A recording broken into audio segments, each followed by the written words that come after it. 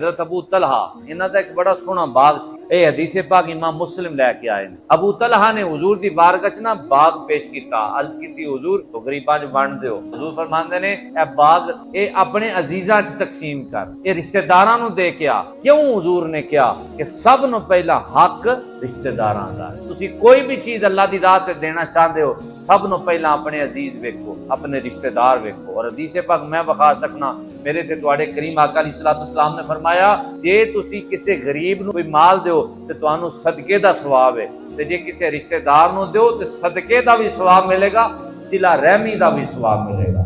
रिश्तेदार नूं माल देण दा डबल सवाब है ते किसी गरीब नूं माल देण दा सिंगल सवाब है। ते असी सिंगल लेना चाहते हैं, डबल नहीं लेना चाहते। असी आने वो सौखा हो जाएगा, अपने नूं भुखिया मरन दिओ, हालांकि अपने नूं देण दा डबल सवाब है। ये ते अल्लाह दे महबूब फरमा गए। अपने अंदर इस तरह दा ये इंतकामी अंदाज लैके बैठे हाँ, असी आने अपना सौखा नहीं होना चाहिए।